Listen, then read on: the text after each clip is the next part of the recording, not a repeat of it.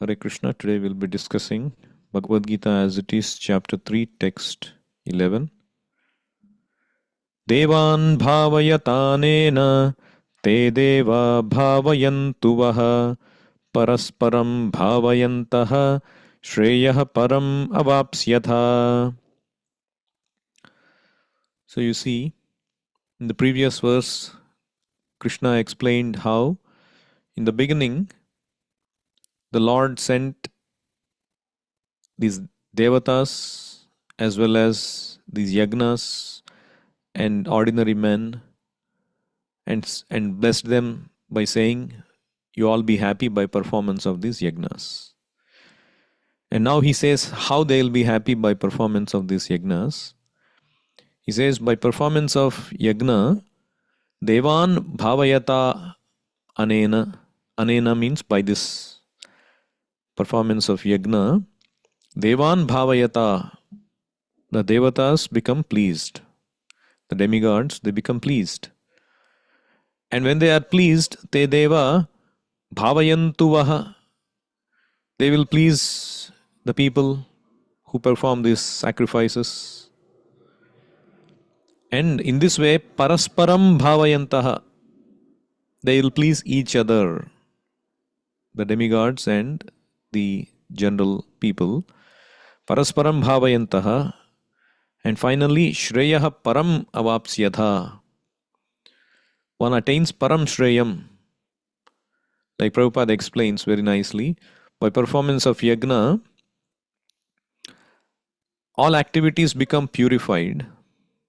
Ahara shuddhau sattva shuddhihi, sattva shuddhau dhruva smritihi, smritilambhe sarva grandhinam vipramokshaha. By performance of yagna, one's eatables become sanctified. And by eating sanctified foodstuffs, one's very existence becomes purified. By the purification of existence, finer tissues in the memory become sanctified. And when the memory is sanctified, one can think of the path of liberation. And all these combined together lead to Krishna consciousness, the great necessity of present day society. See, one time somebody sent me a video. There was this animal, wild animal, a tiger. The video showed that this tiger was moving very slowly, and then, very surprisingly, people are not at all scared of this tiger, and people are going behind this tiger, and they are poking the tiger, and they are sometimes tapping the tiger, and they're mocking the tiger, making fun of the tiger.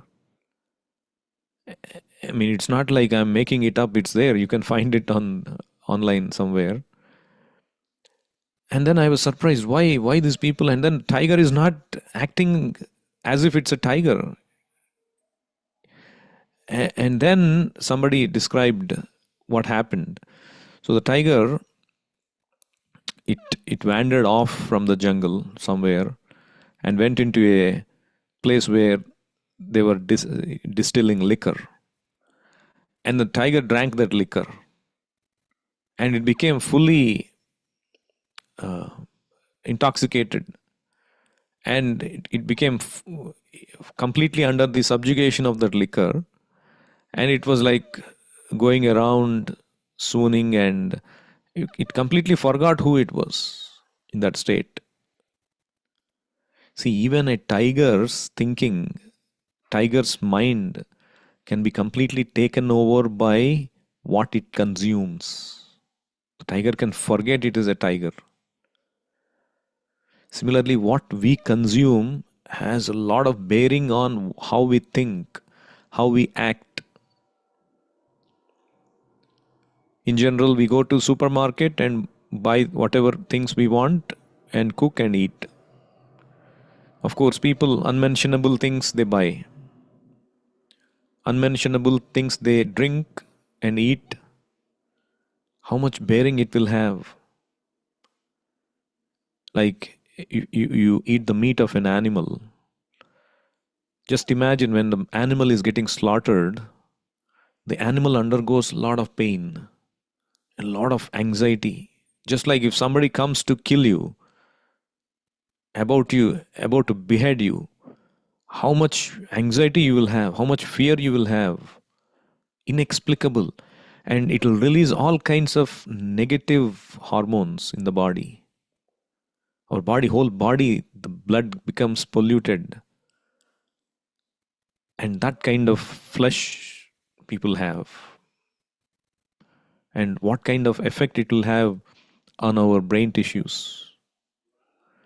So, like that, just like bad food can influence very badly, good food can also influence very nicely. So, here it is said, by performance of yajna, the foodstuffs become sanctified. And then when you consume that sanctified foodstuff, finer tissues in the memory become sanctified. And when memory is sanctified, one can think of the path of liberation. Instead of thinking of sense gratification, one will think of going back to Godhead. One will think of the higher topics. That is why Bhagavad Gita addresses everything, not just a spiritual level, even on an ordinary mundane level, right from eating. Bhagavad Gita addresses how to eat, because we have to live by eating. So you have to eat the yajna foodstuff. So Shreyaha Param Avapsyata. When you do yajna, all these benefits are there. Performance of yajna has many side benefits, ultimately leading to liberation from material bondage.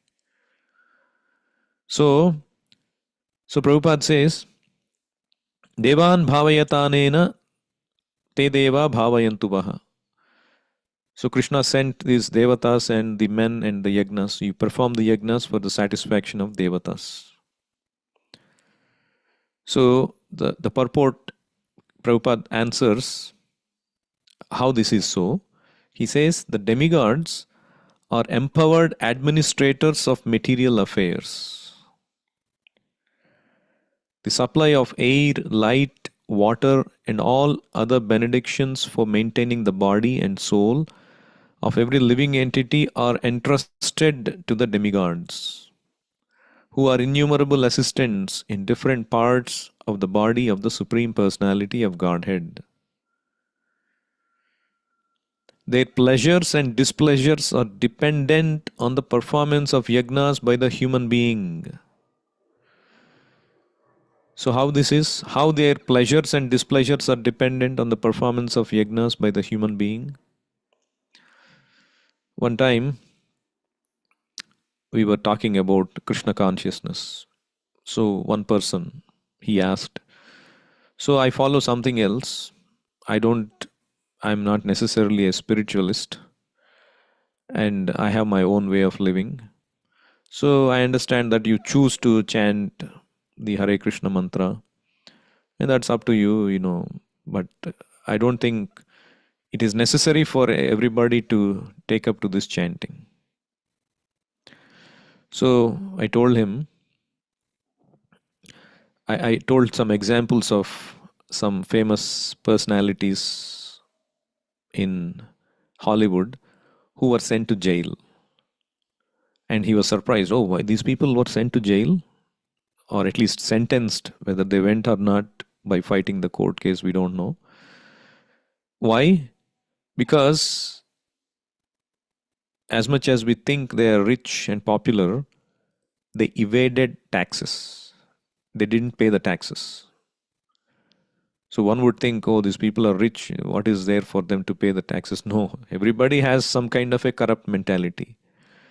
So I told them these people evaded taxes. Is it reasonable for the government to send them to jail? He said yes. Why they have to be sent to jail if they evade the taxes? Because government is providing the road facilities, the water facilities, the judicial system, courts, public schools, the police protection, and so much of infrastructure. So many things that the government is providing, and if you don't pay taxes, how will the government get the ability to maintain, to produce, and do all these things? I said, yes, that's true.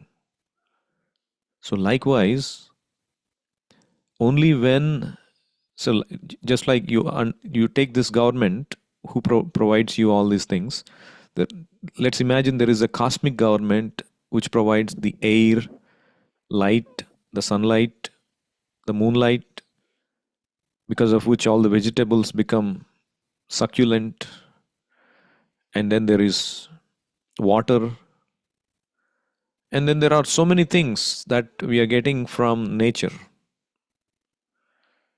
Without all of this, we will not be able to live.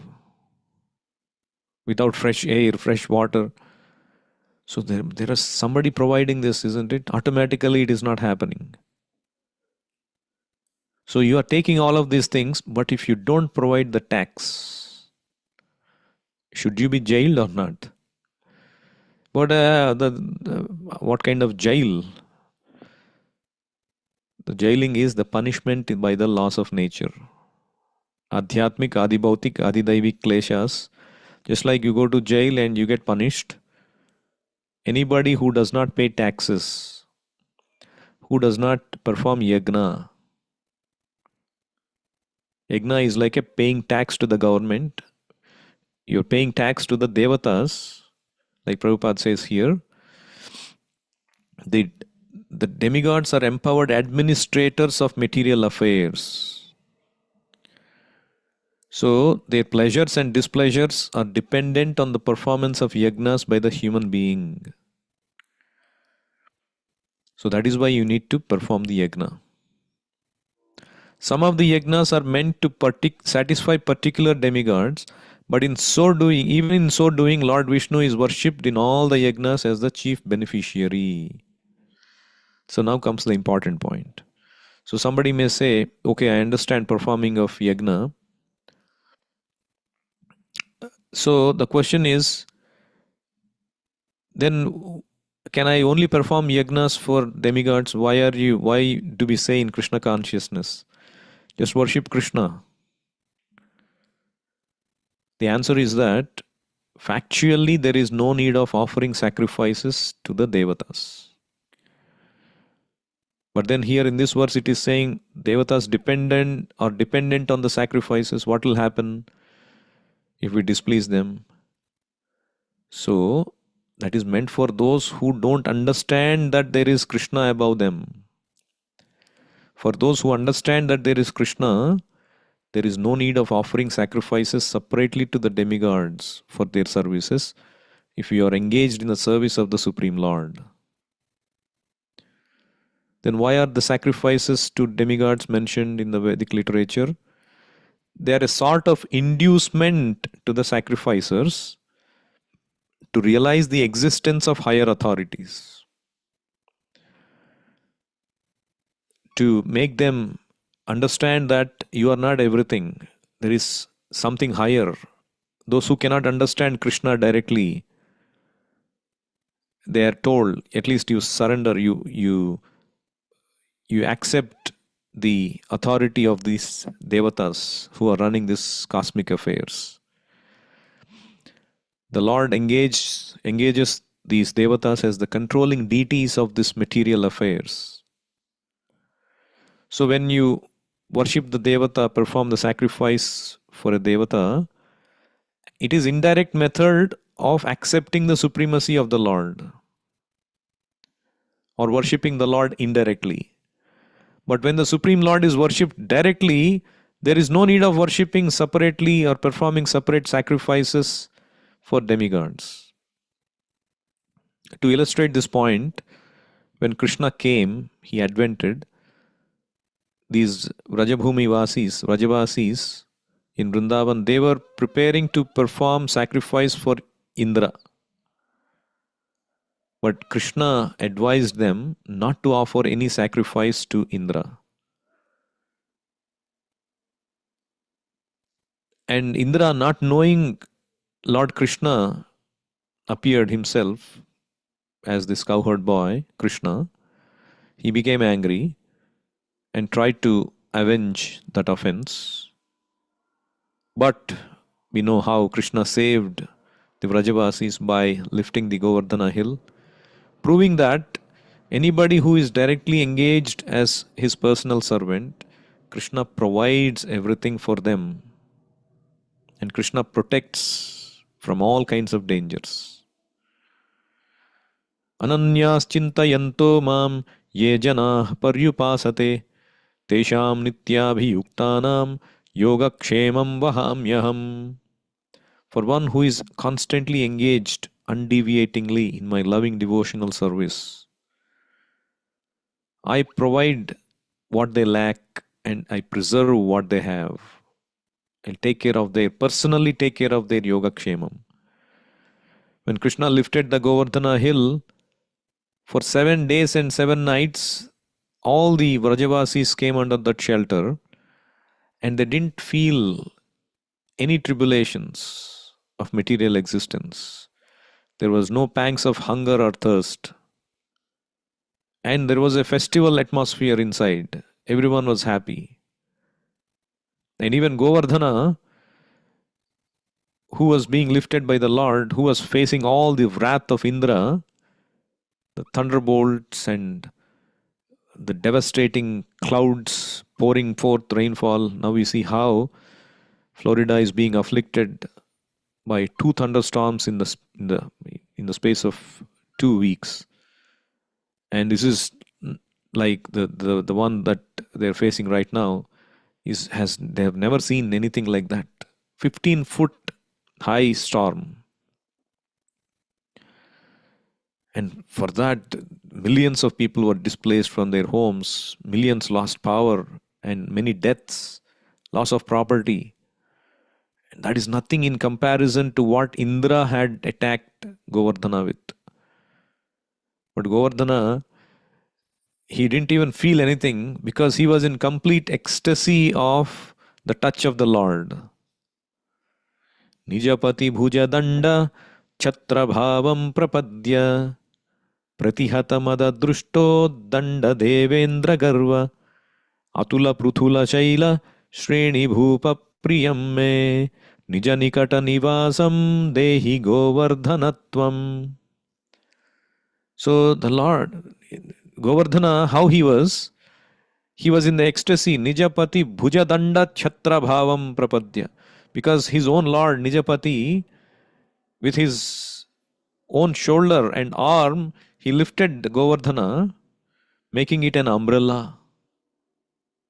Just like you lift an umbrella, the Lord lifted Govardhana just with his pinky finger.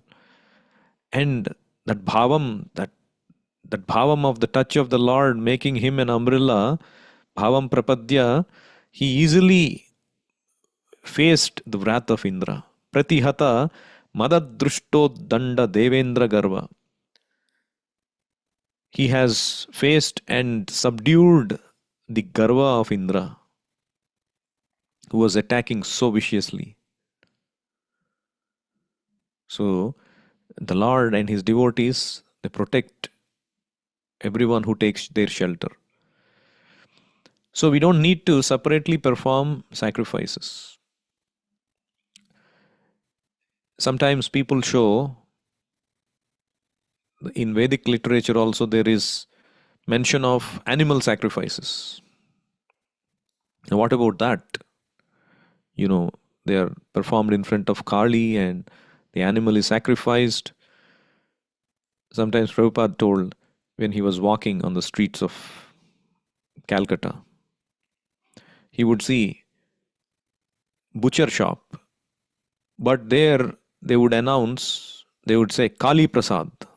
Kali Prasad means the animal that the meat we are serving is offered to Kali according to the proper process of animal sacrifice. What about that? So Bhagavatam says any religious system except Bhagavata Dharma, which is pure service to the Supreme Personality of Godhead, is not a bona fide system of religion. It is a cheating religion, Kaitava Dharma. even if it is mentioned in portions of Vedic literature.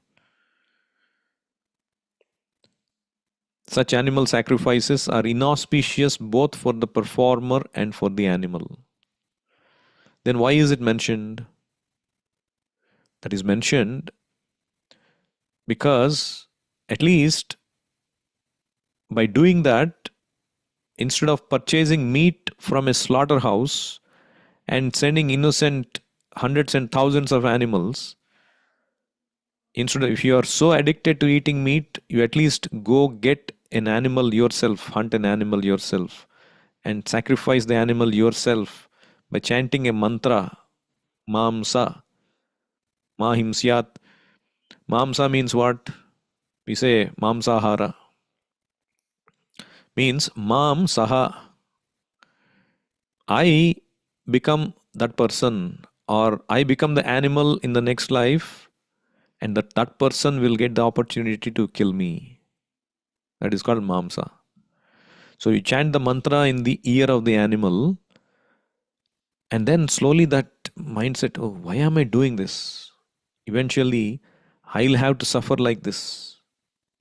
That's the idea. To gradually rise that person from that sinful tendency to get purified from the tendency and to avoid mass slaughtering of the animals.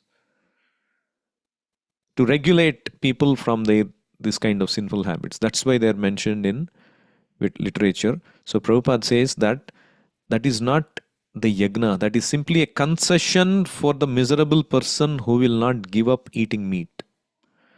So the Vedic direction is just a concession. It is meant to restrict his desire for unrestricted meat eating. So the real yagna, the real sacrifice is what Krishna says, which is Bhoktaram Yagna Tapasam Sarvaloka Maheshwaram Suhrudam Sarvabhutanam Gnatva Mam Shantim Ruchyati Sarvadharman Parityajya Mamekam Sharanam Raja. You surrender unto me, give up all your so-called cheating religions and acts your own duties and surrender unto me. That is the proper sacrifice. That is the proper bona fide order of sacrifice Krishna mentioned. So, in other words, the topmost sacrifice we can do is directly satisfy Krishna. And if we cannot, then for people in mode of goodness, the yagna in mode of goodness in terms of devata worship is mentioned. So, as we discussed in the previous verse, the right yagna we can do for the Supreme Lord is the Sankirtana yagna. Yagnaihi Sankirtana prayair yajantihi sumedasaha. To congregationally chant the holy names of the Lord. Hare Krishna, Krishna Krishna, Hare Hare. Hare Rama, Rama Rama, Hare Hare. So I was telling that I was talking to this person that, oh, chanting is optional.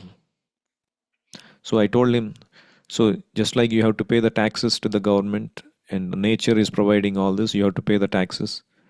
So therefore, either you can take up yagna by conducting big fire sacrifices, by accumulating ingredients, by hiring a bona fide brahmana who knows how to chant the proper Vedic mantras, and you have to spend a lot of money. Either you can do that or you take up the chanting.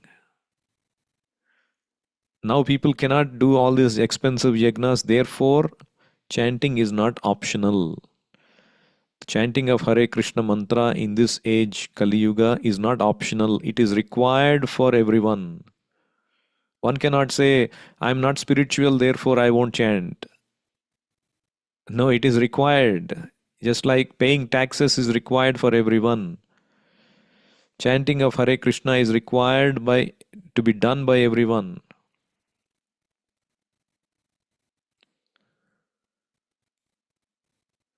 So one time Prabhupada told this story of a set of people in one village, and they were the heads of the village. 4 people, they have different roles. And one person came and he said, somebody stole my property. And then they called for a meeting and they discussed and punished that person after proving that that person stole that property. And then, so the person was punished, and then everybody was hailing these people.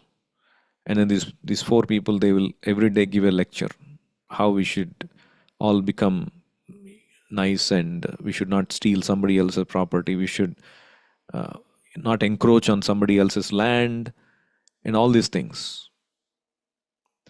But then they, all these people, they were worshipping these four people, the heads of the village, because they were the ones who are providing wealth for the village.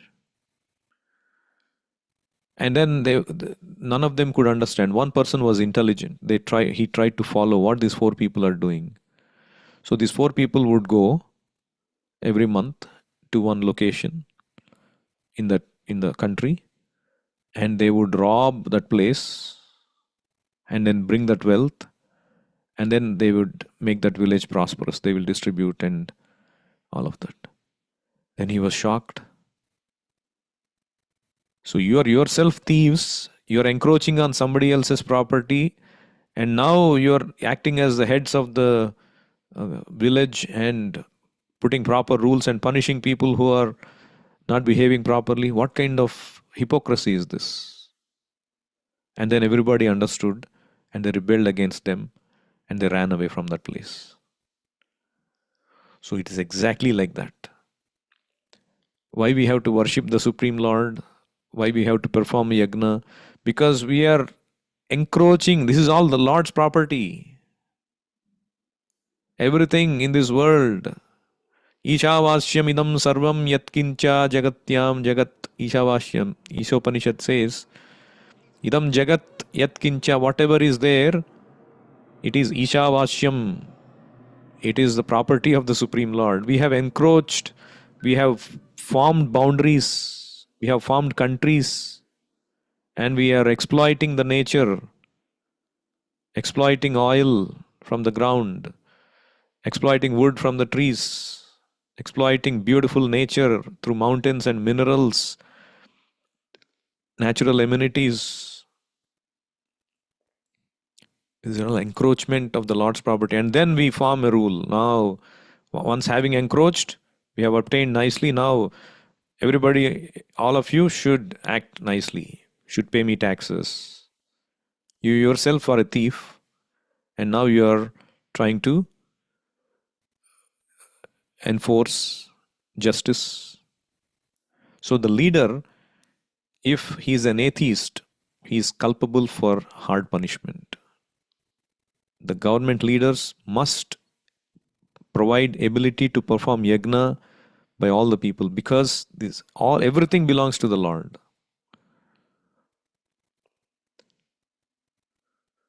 So therefore, our life should be that of yajna.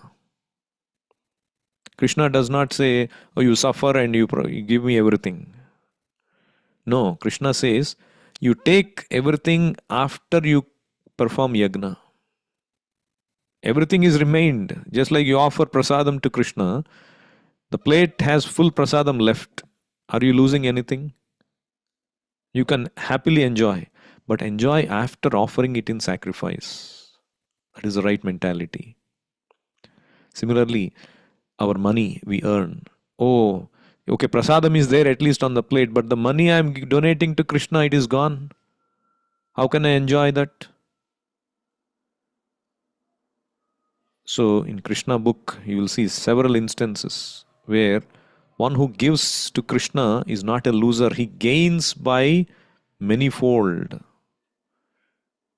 One who gave these fruits to Krishna in return for mere grains, their whole basket became full of jewels. So Krishna can unlimitedly reciprocate with you. You try to gain your own wealth, you will only gain pennies. And when Krishna decides to make you wealthy, he can make you a millionaire. So sattvic enjoyment means first perform yajna, give to Krishna, and in return take the remnants. That is proper way of enjoying. Yajna is the right course for even material happiness and spiritual happiness through liberation. I'll stop here. Anyone has any questions or comments? Feel free to unmute yourself.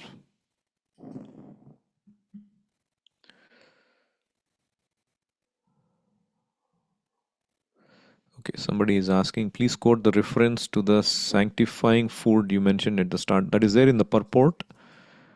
The purport mentions that, Prabhupada quotes that in the purport. You can refer to the purport. Ahara shuddhau sattva shuddhihi sattva shuddhau dhruva smritihi, like that. And then the Govardhana verse is the Govardhana Prardhana Dashakam by Raghunath Das Goswami. I can send that to you. Thank you. Hare Krishna, Jai Srila Prabhupada, Bhagavad Gita as it is ki Jai, Srila Prabhupada ki Jai, Nitai Gaur Premanande, Hari Hari Bol.